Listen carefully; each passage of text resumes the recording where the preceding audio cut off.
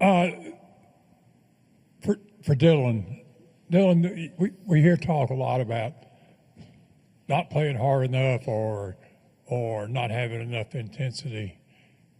Knowing that everybody out there wants to play hard and wants to win, what exactly does that entail, do you think? First of all, glory to God. I'm thankful to be on the stage right now. It's just a dream come true being here at March Madness. But for me, what it looks like is really just having a sense of urgency and not wanting our season to end.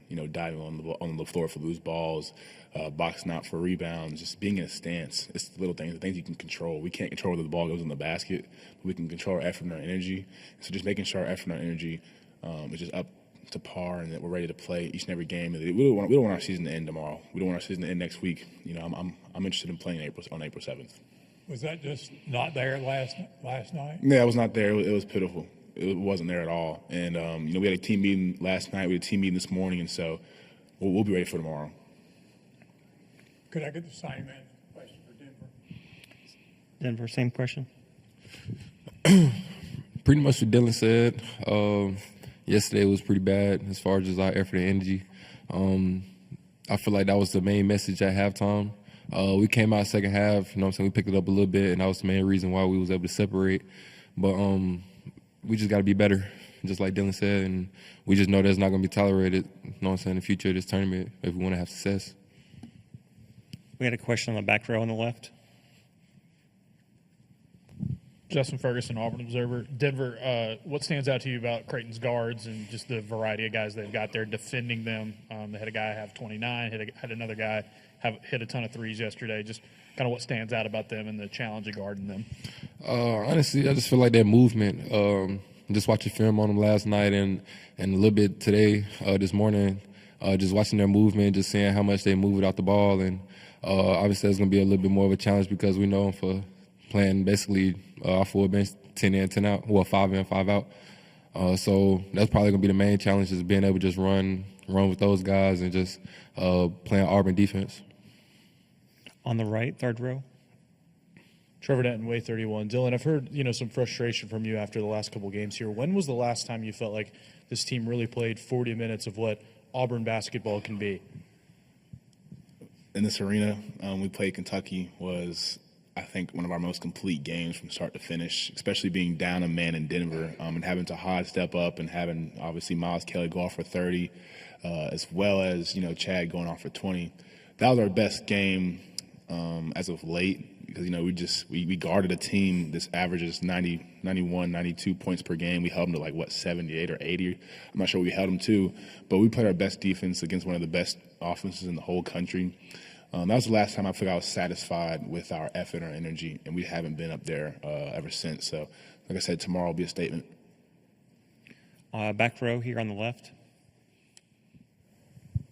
Tahad, BP after the game praised your defense and your rebounding, and I know you've played a lot of basketball at this point now as a freshman. How much better and more comfortable do you feel on that end of the floor as maybe compared to the beginning of SEC play? I feel a lot more comfortable, especially getting a lot of reps in practice and having guys like Denver and Dylan around me just helping me try to teach me where I can be on the defensive end, showing me spots where I can get better at. So I feel a lot more comfortable now, and I feel like just playing against the teams that we played all year prepared me for moments.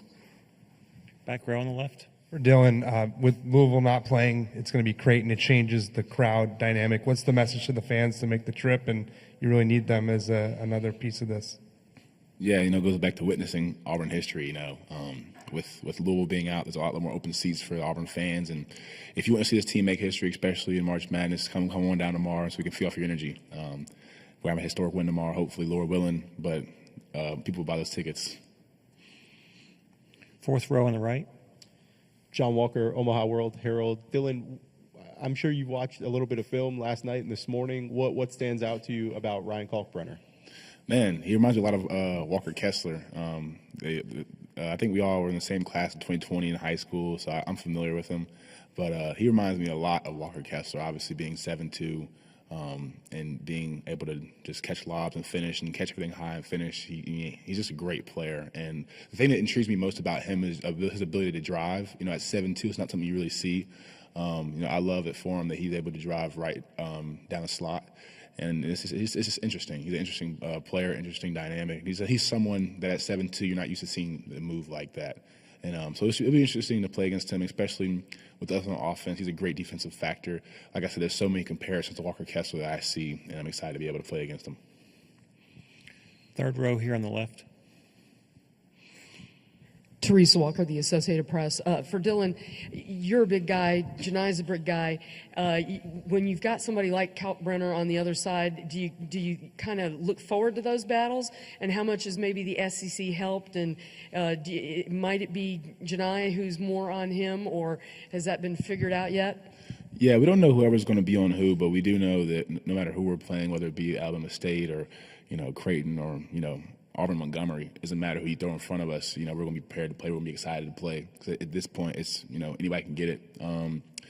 But for us, I think the SEC has helped us in our preparation. We haven't seen anybody as tall as him, but we have seen players just as physical. And I feel like the physicality standpoint we're prepared for. But as far as his length and his size, we haven't seen anybody, quite like him. That's it. Any more questions?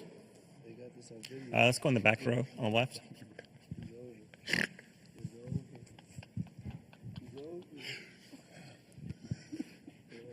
For Denver, once you recover, just Miles picking up right where he left off the last time y'all were in Rupp, hitting all those threes early. He tied a Auburn tournament record yesterday hitting threes. Just how much of a benefit is that or a boost to that in the offense? That you've got a dude who's just been locked in this building when it comes to shooting the ball. Man, obviously y'all don't hear what we see on the court, but I reached out to Miles because I knew Miles was hot, so I was like, "Yo, Miles, just help me out, give me a few more assists," because I know when he shoot it, I think it's going in every single time, and just having him out there and then having the defense just really have to respect him. It's opened up really a lot for everyone else. I feel like it just opens up a lot for us guards and it opened up a lot for the bigs down low. So it's really important that, when he's hot, he can do anything and we can do anything. Up front here on the left. Todd, I'm sure you haven't had many games like the Tennessee game probably in your life. How important was it for you to come out here yesterday and have a good game and kind of wash away the taste of that game? It was very important, just knowing how much of a factor I am to the team and just not being able to produce and be productive for my team in a game like that and not help us win really hurt a lot. So I wanted to make sure, something like that, and I didn't feel that type of pain again. I've known Greg McDermott for a long time, dating back to my days as an assistant for Dr. Tom Davis at the University of Iowa.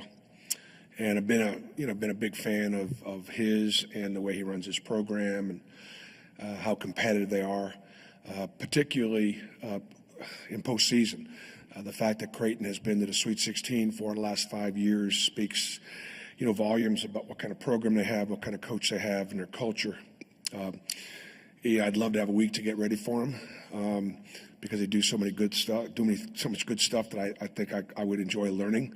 And we'll be excited about trying to guard it and seeing if we can put our defensive system in place against a very unique offense with a 7'2" center and a dynamic point guard and the different pieces around them. To media, please wait until you receive the microphone to ask your question, and also identify yourself and your media outlet each time you ask a question. In the back row on the left, please. Justin Ferguson, the Auburn Observer. Bruce, Creighton fouls fewer times than anybody else in college basketball. What's the challenge going up against a defense like this that isn't going to send you to the line very often and the way they play on that end of the floor? Well, since our guys complain about getting fouled all the time, it's going to be a real tough one for us because they're just not going to foul us. So you just got to make shots. They do a good job with verticality, and they do a good job working to not foul shooters. They don't send a ton of people to the offensive glass because they take such good first shots, so there's not a lot of rebounding fouls. And the big fella does a great job with verticality. So they're able to challenge shots at the rim with him sort of being down there, and their other players really not have to challenge shots because he challenges so many of them. So it just means our first shot offense has got to be really, really good. And I guess for us, we're pretty efficient offense, and we don't rely on the foul line like many teams do to score points. I think we get about 17 or 18% of our scoring from the free throw line. So it's not something we rely on. So that's a good thing for us. Back row on the left. Ryan Hennessy, NBC 13 in Birmingham. Coach, with Louisville getting out yesterday, what does that mean for you? What's the message to the fans? More seats? What do you want them to travel? What are you thinking going into tomorrow? Well, I don't want our fans to wait thinking that Atlanta is an automatic, because it's not. And anybody that follows college basketball understands that this matchup against the number 2 team in the Big East, St. John's won the league and they're a 2 seed, and Creighton finished second in the league and played them for the championship game, and they're a 9 seed. So that's a pretty big gap between those 2 teams. So obviously Creighton is an outstanding team, and there are tickets available. Plus, there's Auburn baseball is up here in Lexington, so you can get sort of a 2-for-1 this weekend. Come up and watch our baseball team. Come up and watch our basketball team, and hopefully there's plenty of seats at Rupp Arena. Front row here on the left. Bruce Philip Marshall, Auburn 247 Sports. There's been a lot of talk since yesterday about effort and energy and those things, and knowing that when players are on the court that they want to play hard and they want to win. Can you what that really entails? Yeah. And how it happens? Yeah, it's we've all talked about it. I talked about it in my post game. Stephen talked about it in the radio post game. Dylan Cardwell talked about it. What we do does not work without tremendous effort and energy. It's not that our guys didn't have effort and energy. It's just that you would say, and I don't mind saying this, that on most nights, Auburn is going to play harder than their opponent. Many people have said it. I insist upon it. But it doesn't always happen. And so one of the things we try to send a message to our guys yesterday is, look, what we do is not going to work unless we are put forth just a different level. Like, for example, in covering Creighton, they're going to play 5 or 6 guys who are in the best shape of their lives, and they're going to go forever. And they play really, really hard. And if we don't match that, we're not going to be successful. So it was a calling out, and we call each other out all the time. We hold each other accountable. It wasn't that we didn't have effort and energy. We just didn't have the kind of effort and energy that we're used to playing with and that we need to play with. On the right, third row.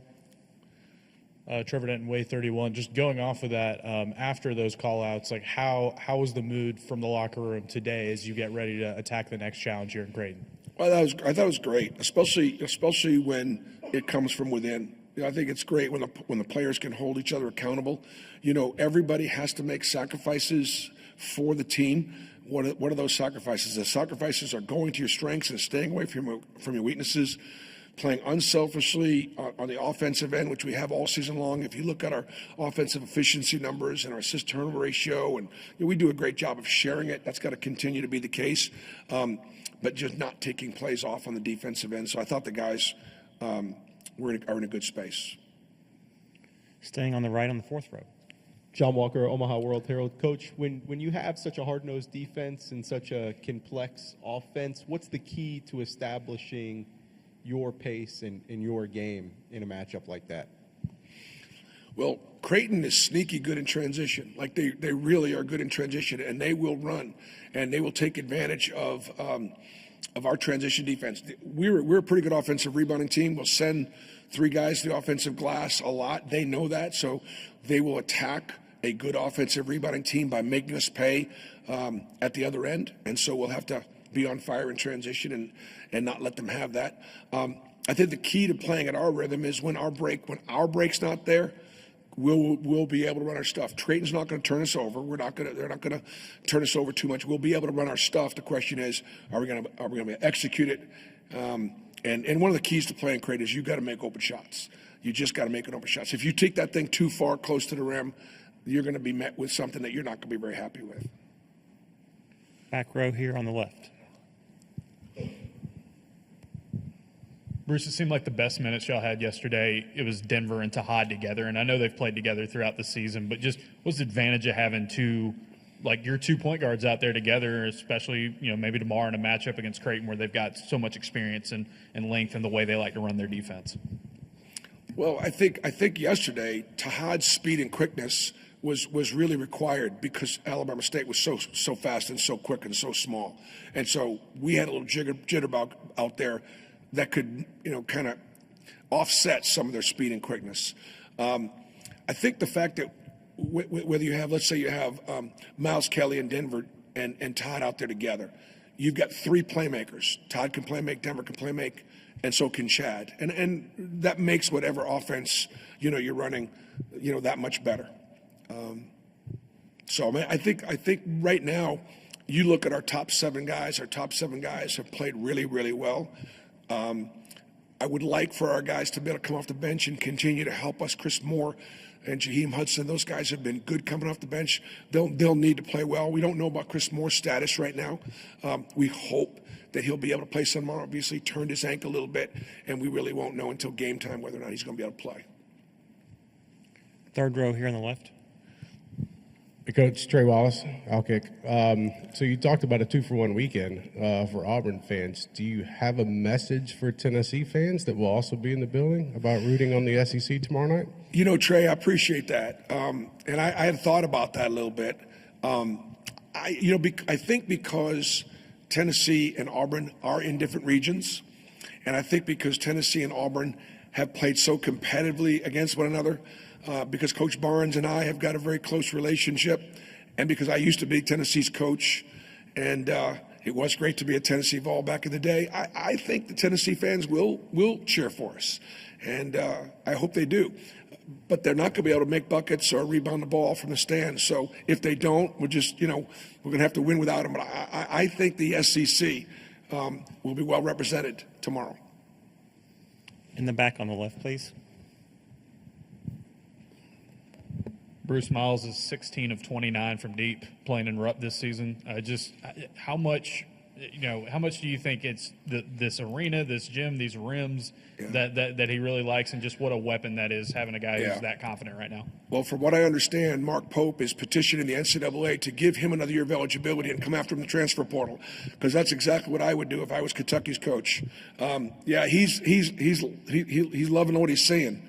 And so, we'll get Miles open and he'll bang shots. So, I was really, there are 2 things right now at play. One, I was really happy for our guys because, only 4 guys on my team have won an NCAA tournament game. 3 at Auburn, Chris Moore, Chennai Broom, and Dylan Cardwell. And then JP had won one at Furman. The rest of the team have not won an NCAA tournament game. Okay? We got to the Final Four in 2019, but since that time, we haven't been to the second weekend. And so none of our guys have been past this moment right now. We got a huge obstacle in our way in Creighton. But I was happy for the guys to get the one they got, and obviously be really happy for us if we can make it to Atlanta, because it'll be the first time for almost all of us.